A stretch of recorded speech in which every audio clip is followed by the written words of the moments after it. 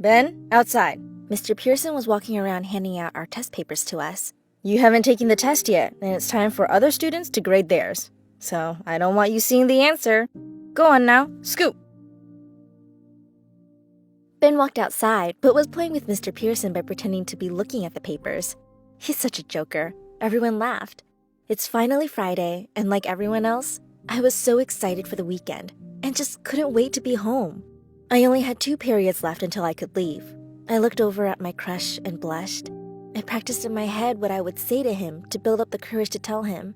I would say, "Hey, Ethan, I just wanted to tell you how funny it was when you made that joke in math class. And I wanted to ask you if you maybe wanna... Oh, hey, what's Ben doing in here? Geez, he looks like he's seen a ghost." Then he said, I heard shots. My heart stopped. I honestly didn't know how to feel.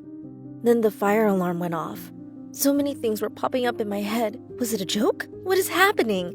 I know people pop chip bags and that sounds like a gunshot, so maybe... Are my other friends okay? Is this a fire? What do we do? What do I do? My teacher instructed us to sit on the floor in the back of the classroom while he locked the door and shut the blinds. I was terrified and was too scared to move a muscle. The fire alarm turned off, and over the class speaker, we were told it was a lockdown and not a fire drill. I remember thinking, I want my mom. I want my mom. I want my mom. I realized I didn't have my phone on me and that I had put it in my bag at the start of class. I sat basically in the front.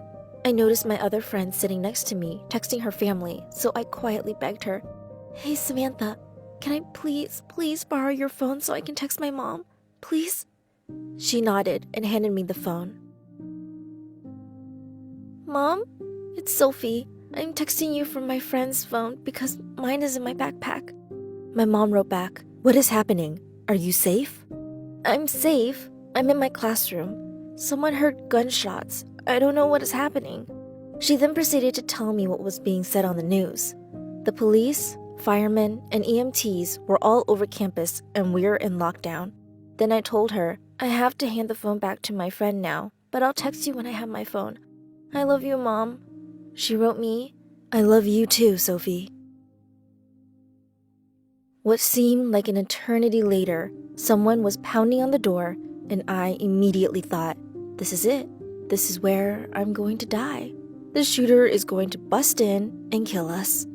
I could sense we all went wide-eyed and all thought the same thing. Thankfully, it was just the police, and my teacher let them in. But they started pointing their huge guns at us and demanded us to put our hands in the air. I became terrified again. What are they doing? We aren't the bad guys. Why are they pointing their guns at us? I didn't understand until a few years later that they do that because they don't know who's a threat and who isn't. The police said they were getting us all out, and when they do, we have to keep low, move quickly, and don't turn back if you drop something. We all grabbed personal things, like my phone, and in a single file line, we all ran out the door towards the neighborhood near the school. Once we got to the neighborhood, I sat down on the sidewalk and instantly felt numb. My mind was blank. My hands were shaking. We were waiting for buses to arrive to take us to the church just down the street.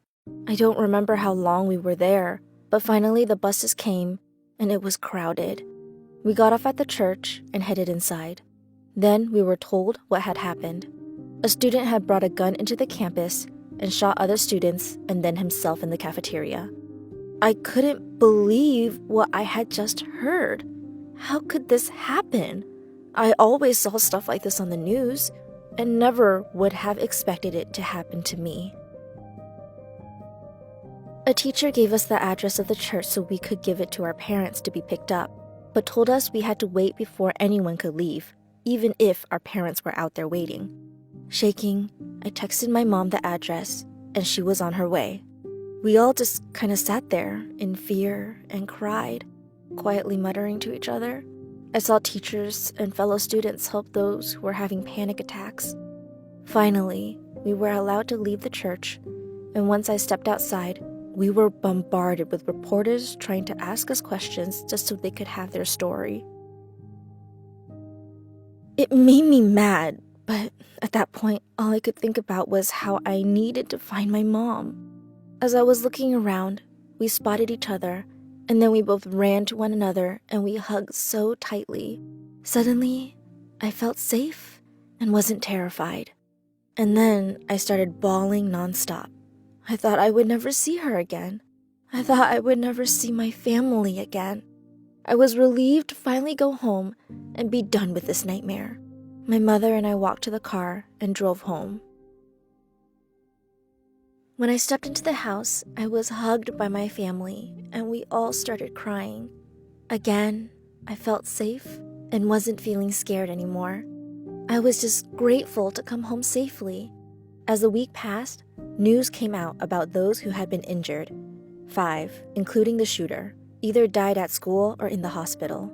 One other, thankfully, wasn't shot fatally, but was still in extreme pain.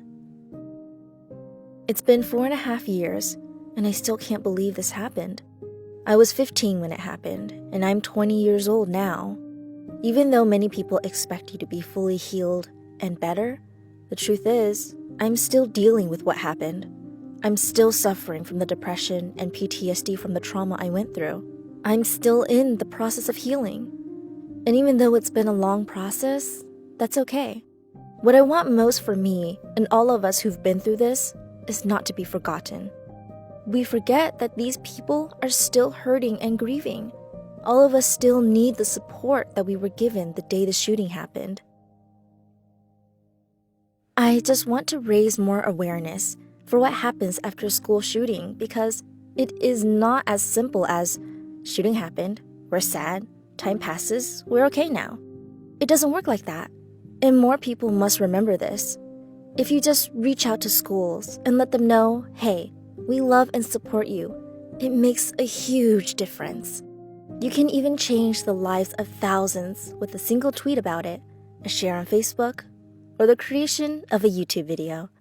Because you are letting them know you have not forgotten them and that you still care. And that's all we, survivors, want.